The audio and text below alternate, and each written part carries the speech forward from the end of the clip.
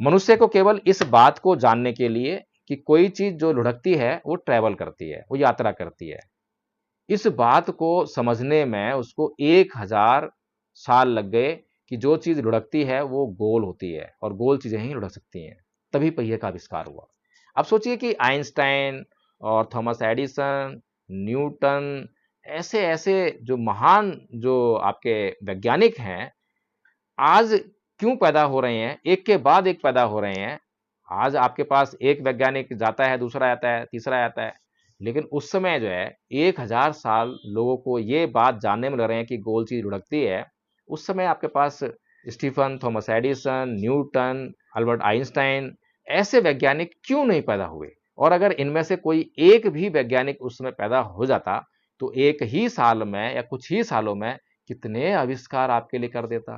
तो इसीलिए जो है भगवान बुद्ध ने बिल्कुल ठीक कहा है कि हर चीज जो है अपने क्रमिक विकास का परिणाम है और हर चीज बदल रही है। साइंस ने अभी तक इसको खोजा नहीं है, इसके ऊपर अपना कोई भी निर्णय नहीं दिया है, इसलिए एक संकट बना हुआ है मनुष्य के ऊपर कि इसको माने या ना माने, कैसे माने। फिर दूसरे संप्रदायों ने इसको बहुत बुरी तरह से जो है गलत तरीके से परिभाषित किया है, उसके भीतर कोई साइंस नहीं है, तो इस तरह से जो है वो नकार ही देते हैं। जय भीम। एक उदाहरण देना चाहें। नमो बुद्ध। साथियों, पुनर्जन्म एक ऐसा विषय है जिस पर पूरी दुनिया जो है अचंभित रहती है, संशय में रहती है और कई बार तो इसको अंधविश्वास और पाखंड से जोड़कर भी देखती है।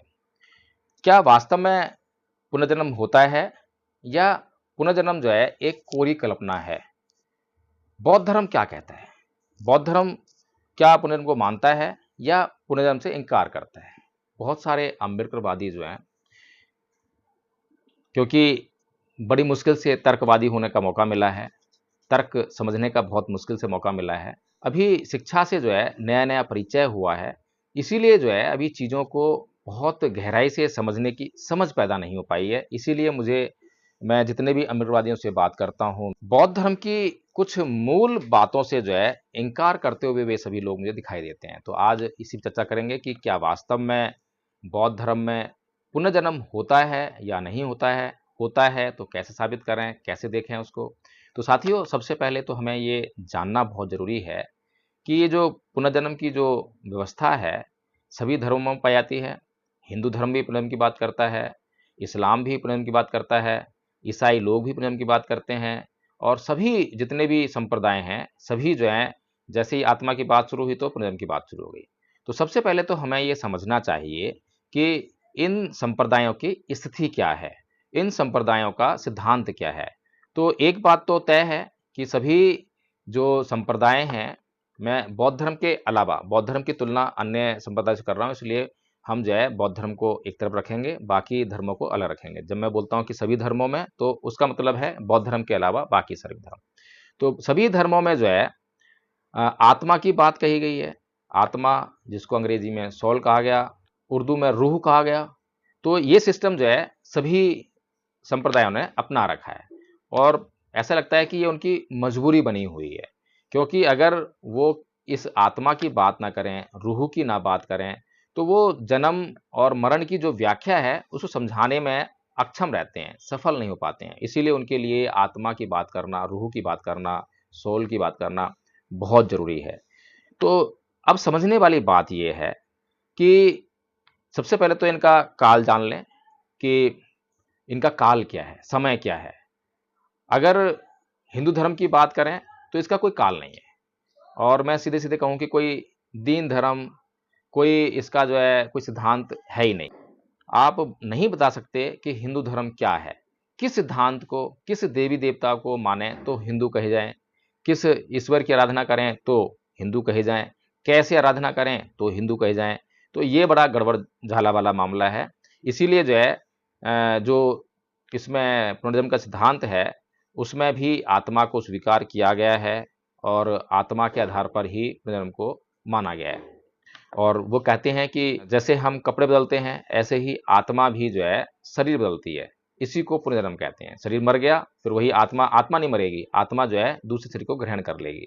इसी प्रकार से इस्लाम भी रूह की बात करता है। मोहम्मद पैगंबर, इससे पहले आपको इस्लाम कहीं देखने को नहीं मिलेगा। मुसलमानों में सबसे बड़ी समस्या ये है कि वो प्रश्न करने से, प्रश्नों का जवाब देने से बहुत कतराते हैं, इसलिए बहुत समस्या है, वहां हम अधिक सोच विचार नहीं कर सकते। लेकिन सत्य यही है कि बुद्ध के लगभग 1000 साल बाद मोहम्मद पैगंबर साहब इस दुनिया में आए और इस्लाम से उनका परिचय कराया। फिर ईसाई धर्म जो है, जब आपकी डेट शुरू होती है जब ईसाई धर्म मनाया जाता है, यानी कि बुद्ध के लगभग 500 साल बाद जो है ईसाई धर्म पैदा हुआ, ऐसा मान सकते हैं। तो जाहिर सी बात है, और सभी संप्रदाय जो हैं उसके बाद ही पैदा हुए हैं, कोई भी बुद्ध से पहले कोई भी संप्रदाय नहीं है। जैन संप्रदाय बुद्ध का समकालीन है, लेकिन एक बात जो हम कहना चाहते हैं कि बुद्ध के धम्म सिद्धांतों से इस्लाम ने बहुत कुछ लिया है, ईसाइयत ने बहुत कुछ लिया है, और सभी धर्मों को, जिनको आप धर्म कहते हैं, संप्रदायों ने बुद्ध के सिद्धांतों से लिया है और तभी अपने यहाँ जो है वो व्यवस्थाएं बनाई हैं। जैसे कि उदाहरण के लिए जो आप मंदिर देखिए, गिरजाघर देखिए, आप मस्जिद देखिए, सभी में जो है ऊपर एक चोंच सी निकली दिखाई देगी आपको, ऐसे गोल जाएगा, फिर ऐसे हर एक में। किसी की आकृति चपटी हो सकती है, किसी की गोल हो सकती है, किसी की कैसे होगी, लेकिन ऊपर जो है एक चोंच सी निकली हुई जरूर दिखाई देगी। ये चोंच जो है उच्चता का प्रतीक है, यानी कि नीचे जो है जो संसार है, संसार में बहुत सारे प्राणी हैं जो नाना प्रकार के दुखों में घिरे हुए हैं, अज्ञानता के शिकार हैं, इसीलिए वहां पर जो है वो रहने के लिए मजबूर हैं। इसको हम नरकीय स्थिति कह सकते हैं। फिर जैसे जैसे उसको ज्ञान होते आता है, प्रज्ञा का उदय होते आता है, वैसे वैसे जो है अपनी स्थिति को जो है ऊंचा करते आता है, और एक समय ऐसा आता है कि वो जो है ज्ञान की श्रेष्ठता को हासिल कर लेता है, ज्ञान की उच्चता को हासिल कर लेता है। तो इसी का प्रतीक है वो जो है, जो नोक जो है उसी का प्रतीक है। तो सीधी सी बात है, सिद्धांत तो बुद्ध का है। उसके बाद बुद्ध ने सबसे पहले शिक्षाएं दी। बुद्ध से शिक्षा जो है बाद में अरब में भी गई हैं, पूरी दुनिया में गई हैं। तो जाहिर सी बात है कि कहीं ना कहीं बुद्ध से ही लेकर जो है इन संप्रदायों का उदय हुआ है और अपने संप्रदायों का निर्माण कर लिया। तो अब जो मूल बात है कि पुनर्जन्म जो है वो कैसी व्यवस्था है, और ये बौद्ध धर्म में जो पुनर्जन्म है वो अन्य जो धर्म है उनसे अलग कैसे है। तो सबसे पहली तो बात हमने यही स्पष्ट कर दी कि सभी जो संप्रदाय हैं वो पुनर्जन्म का आधार मानते हैं आत्मा को। हर एक जो संप्रदाय है वो आत्मा के आधार पर ही पुनर्जन्म की व्याख्या करता है।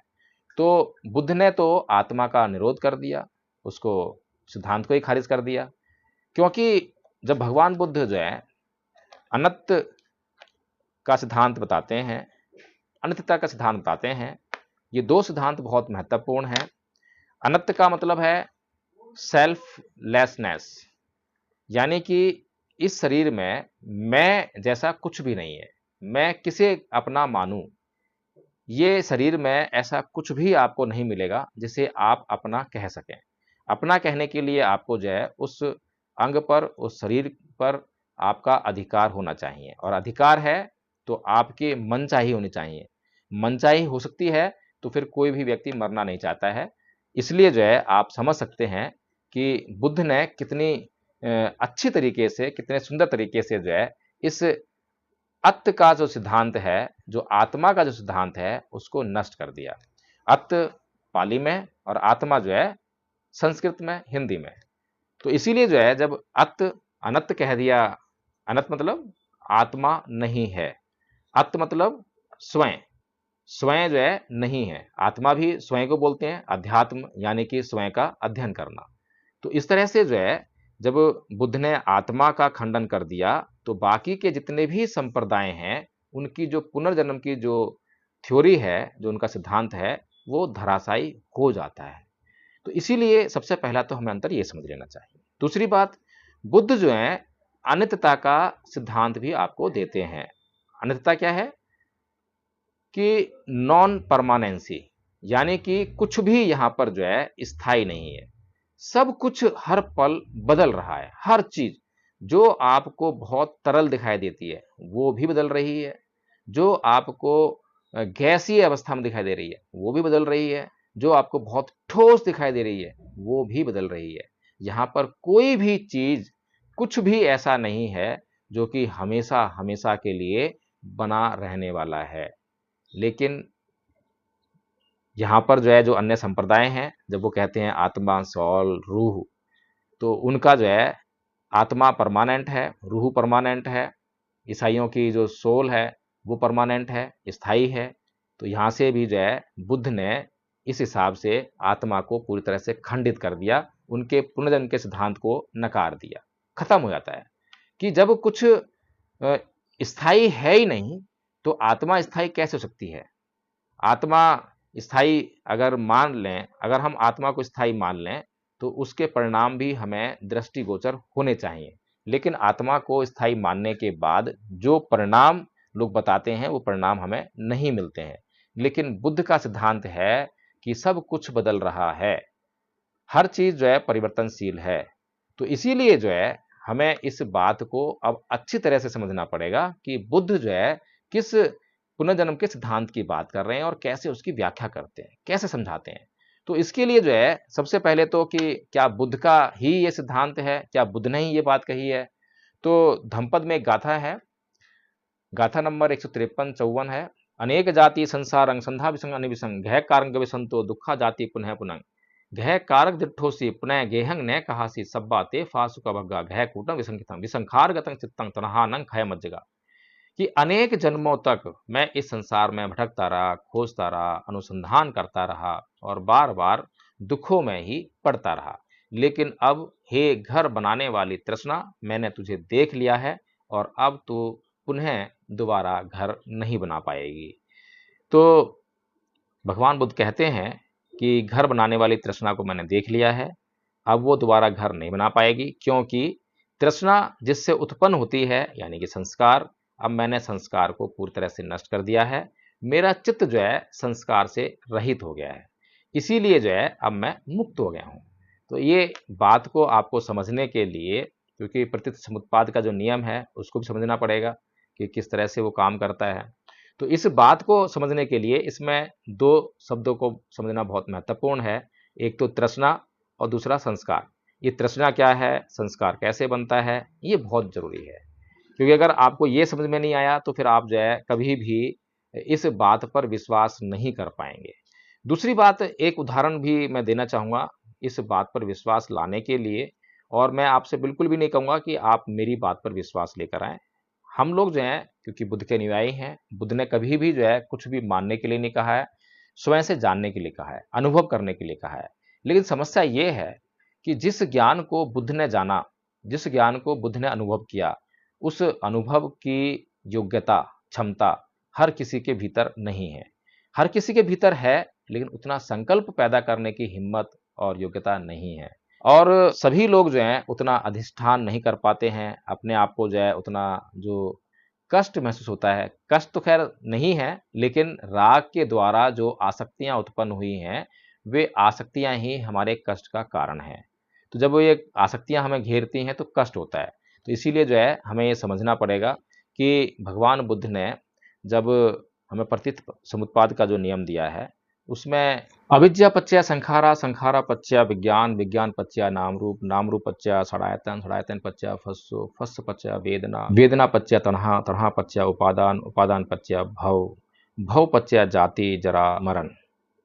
तो साथियों ये जो बातें हैं इनको मैं समझना पड़ेगा और किसी और वीडियो में आपको जो है इनको मैं गहराई समझाऊंगा। लेकिन यहाँ पर हम शॉर्ट में केवल इतना समझ सकते हैं कि हमारे पास जो इंद्रियां हैं, इंद्रियों के अपने विषय हैं और हमारी इंद्रियां जो हैं हर समय अपने विषय से संपर्क साधती हैं। जैसे हमारी इंद्री जो है एक्टिव होती है, तो एक्टिव जब भी हो सकती है जब विषय उपलब्ध हो, विषय उपस्थित हो। अगर विषय उपस्थित नहीं है तो इंद्री जो है हमारी वो बिल्कुल भी एक्टिव नहीं होगी। उदाहरण के लिए अगर कहीं पर कोई शोर नहीं हो रहा है, ध्वनि नहीं है किसी प्रकार की, तो हमारे जो कान हैं कभी एक्टिव नहीं होंगे। अगर हमारे कान एक्टिव है तो इसका मतलब कहीं शोर हो रहा है, कहीं ध्वनि हो रही है। तो अगर ध्वनि हो रही है तो हमारी इंद्री कान जो है वो एक्टिव हो जाएगी, संपर्क करते ही जो है हमारे जो मन में जो है, हमारे चित्त में वेदना उत्पन्न होने लगेगी। वेदना मतलब होता है परिणाम। आपकी कोई भी इंद्री अगर अपने विषय से संपर्क में आ रही है, संपर्क कर रही है, तो उसका परिणाम क्या आ रहा है। तो जब आपके कान जो कि इंद्रिय हैं वो अपने विषय यानी कि ध्वनि से जब संपर्क में आते हैं तो क्या होता है, तो वेदना होती है। और वेदना कैसी होती है, सुखद वेदना, दुखद वेदना, ना सुखद ना दुखद वेदना, 3 प्रकार की वेदनाएं होती हैं। यानी कि सरल अर्थों में समझें तो जैसे ही कोई भी ध्वनि आपके कानों में पड़ी तो या तो वो ध्वनि आपके कानों को अच्छी लगेगी या आपके कानों को बुरी लगेगी। अच्छी लगी तो आपके भीतर राग पैदा होगा, बुरी लगी तो द्वेष पैदा होगा, घृणा पैदा होगी। अगर अच्छी लगी, अच्छा राग पैदा हुआ तो फिर आप कहेंगे कि और चाहिए। और आप ऐसा देखते होंगे कि कोई म्यूजिक आपको अच्छा लगा हो तो लगातार सुनते रहते हैं, क्या नुकसान हो रहा है उसका भी ख्याल नहीं है। ऐसे ही जो बातें आपके लिए बहुत काम की हैं, जो ध्वनि बहुत आपके लिए महत्वपूर्ण है, तो आपको अच्छी नहीं लग रही हैं, इसीलिए आपके काम की होने के बाद भी आप उसको सुनना पसंद नहीं करते हैं। जैसे कि आपको न्यूज़ सुनना या फिर कहीं पढ़ाई लिखाई की बातें होना, ज्ञान की बातें होना, तो इस तरह से जो है आप अपने लिए होने वाले कल्याण से वंचित रह जाते हैं। जैसे ही आपकी इंद्रियां अपने विषय के संपर्क में आती हैं तो वेदना उत्पन्न होती है, और जैसे ही वेदना उत्पन्न होती है तो आप रिएक्शन देते हैं, और जैसे ही आप रिएक्ट करते हैं तो संस्कार जन्म ले लेता है, और यही संस्कार जो है भव उत्पन्न करता है। तो जो भव उत्पन्न होता है, कहाँ से उत्पन्न हो रहा है? पहली कड़ी क्या है? वो है अविद्या, यानी कि अविद्या। आपके पास जानकारी नहीं है। कौन जानकारी नहीं है? आपकी इंद्रियों की जानकारी नहीं है। और क्या जानकारी नहीं है? उनके विषयों की जानकारी नहीं है। और क्या जानकारी नहीं है? उनके आपस में परस्पर संबंध स्थापित होने पर, संपर्क होने पर जो वेदना हो रही है उसकी जानकारी नहीं है। फिर और क्या जानकारी नहीं है? वेदना के होने पर जो तृष्णा उत्पन्न हो रही है उसकी जानकारी नहीं है। और क्या जानकारी नहीं है? उस तृष्णा को आपको जो है नष्ट कर देना चाहिए अगर आपको दुखों से मुक्त होना है। तो ये सब आपको जानकारी नहीं है, इसी के कारण जो है आप प्रति पल, हर पल भव उत्पन्न कर रहे हैं, होने की इच्छा उत्पन्न कर रहे हैं। और जब तक आपके भीतर ये होने की इच्छा चलती रहेगी तो पुनर्जन्म होता रहेगा। एक उदाहरण देके समझाऊंगा, क्योंकि बहुत से लोग जो हैं इसको तर्क की दृष्टि से देखते हैं, क्योंकि साइंस ने अभी तक इसको खोजा नहीं है, इसके ऊपर अपना कोई भी निर्णय नहीं दिया है, इसलिए एक संकट बना हुआ है मनुष्य के ऊपर कि इसको माने या ना माने, कैसे माने। फिर दूसरे संप्रदायों ने इसको बहुत बुरी तरह से जो है गलत तरीके से परिभाषित किया है, उसके भीतर कोई साइंस नहीं है, तो इस तरह से जो है वो नकार ही देते हैं। तो एक उदाहरण देना चाहेंगे। आप सोचिए कि आपने इतिहास पढ़ा होगा, तो मैंने भी इतिहास पढ़ा है, वहाँ पर एक कहानी पढ़ी कि मनुष्य को पहिए का आविष्कार करने में 1000 साल का समय लगा। अब सोचिए, मनुष्य को केवल इस बात को जानने के लिए कि कोई चीज जो लुढ़कती है वो ट्रैवल करती है, वो यात्रा करती है, इस बात को समझने में उसको 1000 साल लग गए कि जो चीज लुढ़कती है वो गोल होती है और गोल चीजें ही लुढ़क सकती हैं। तभी पहिए का आविष्कार हुआ। अब सोचिए कि आइंस्टाइन और थॉमस एडिसन, न्यूटन, ऐसे ऐसे जो महान जो आपके वैज्ञानिक हैं, आज क्यों पैदा हो रहे हैं? एक के बाद एक पैदा हो रहे हैं। आज आपके पास एक वैज्ञानिक जाता है, दूसरा आता है, तीसरा आता है। लेकिन उस समय जो है 1000 साल लोगों को ये बात जानने में लग रहे हैं कि गोल चीज लुढ़कती है। उस समय आपके पास Stephen, Thomas Edison, Newton, Albert Einstein, ऐसे वैज्ञानिक क्यों नहीं पैदा हुए? और अगर इनमें से कोई एक भी वैज्ञानिक उस समय पैदा हो जाता तो एक ही साल में या कुछ ही सालों में कितने आविष्कार आपके लिए कर देता।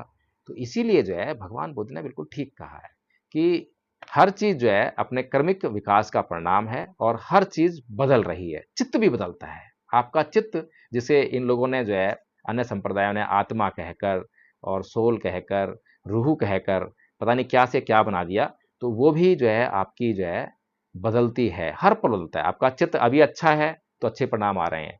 आपने ध्यान लगाया कि नहीं मेरा चित्त तो खराब है, तुरंत ही अपने चित्त को बदलने का प्रयास किया, तुरंत परिणाम भी बदलने लगे।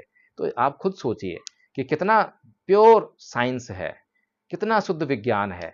अगर इस शुद्ध विज्ञान को हमने समझ लिया, जान लिया, तो क्या हमारा कल्याण नहीं होगा? तो साथियों, इस बात को आप भी समझें और संघ के साथ जुड़ें, धम्मपद संघ के साथ जुड़ें।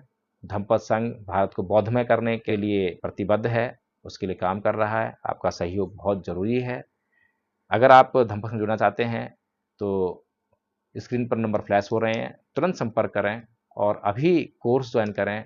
कोर्स को करें, खुद से सीखें और फिर दूसरों को भी सिखाएं। तभी भारत को हम बौद्ध में कर सकते हैं, तभी इस दुनिया को दुखों से मुक्त कर सकते हैं।